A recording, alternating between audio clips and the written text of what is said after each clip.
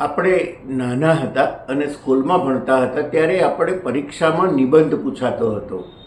હું પક્ષી હોઉં તો, હું શિક્ષક હોઉં તો, અને આવા કાલ્પનિક નિબંધો લખવાનું આપણને ગમતું હતું.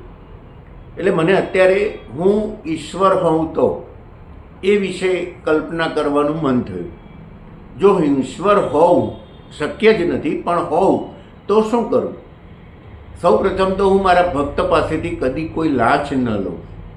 મારા કેટલાક ભક્તો એમ કહેતા હોય છે કે હે ઈશ્વર, જો તું મારું આ કામ કરી દઈશ તો હું તને એક શ્રીફળ વધેરીશ, અથવા 5 દીવા કરીશ, અથવા તારા માટે આટલો થાળ ચડાવીશ, કે આટલું નૈવેદ્ય કરીશ, વગેરે વગેરે. તો હું આવો લાંચીયો ઈશ્વર ન બનું. લાંચ લેવામાં મને કોઈ રસ ન જ હોય એવી મારી પ્રતિભા હું કેળવું. બીજી એક વાત છે કે ભલે હું તમારી જેમ પૃથ્વી પર તમે સ્કૂલોમાં ભણો છો ગણિત, એવું ગણિત હું ભલે ન ભણ્યો હોઉં, પણ મને થોડોક તો હિસાબ આવડે ને.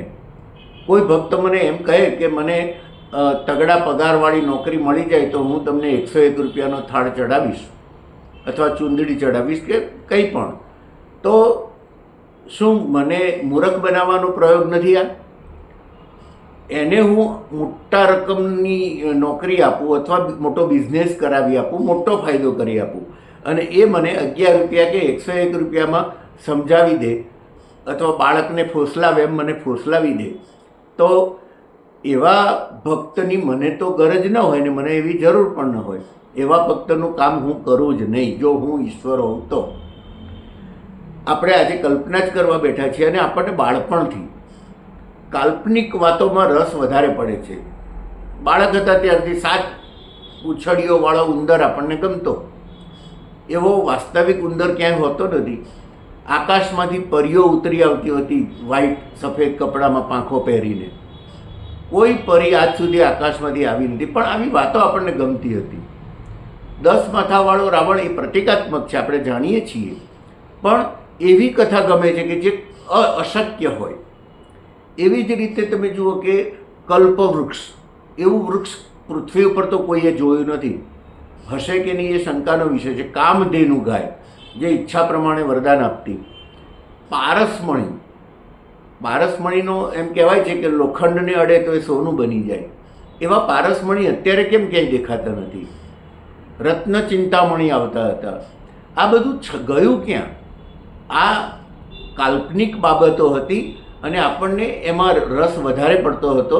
એટલે કવિઓએ, કથાકારોએ કે ધર્મગુરુઓએ આપણને એ દ્વારા જીવનના મૂલ્યો શીખવવાનો પ્રયત્ન કર્યો. પણ મૂળ વાત એ છે કે આપણને કલ્પનાઓ બહુ ગમતી હતી. વાસ્તવિકતાઓ આપણે વેઠી શકતા જ નથી. અત્યારે પણ આપણે જીવનની વાસ્તવિકતાઓથી હંમેશા દૂર ભાગવાનો પ્રયત્ન કરીએ છીએ. એટલે પ્રાકૃતિક જીવન જીવતા નથી.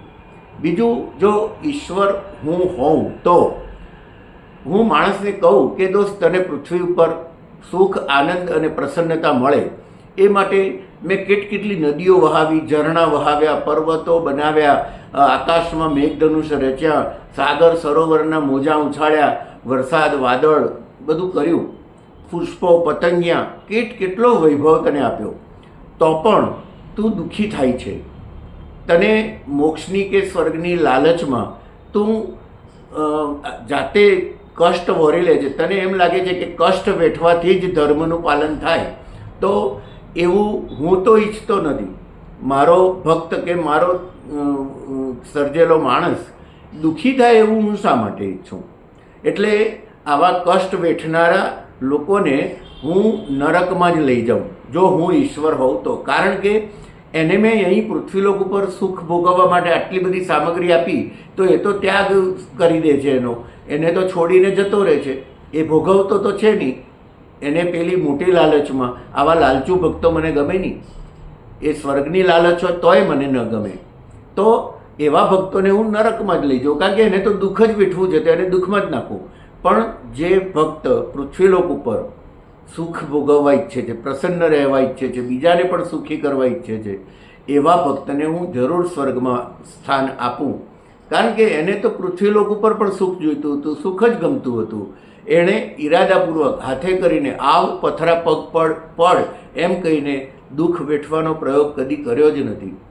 જેને સુખ જોઈએ છે, ઈચ્છે છે જે, એને હું સુખ જ આપીશ, સ્વર્ગ જ આપીશ.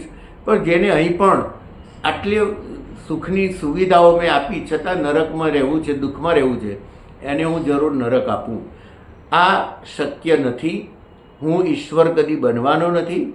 પણ જો હું ઈશ્વર બનું તો એ વિશેની આ માત્ર મેં કલ્પના કરી છે. આમાંથી આપણને કંઈ શીખવા મળે તો શીખવું જોઈએ. બાકી તો આને એક કલ્પના સમજીને વાત પૂરી કરી લેવી જોઈએ.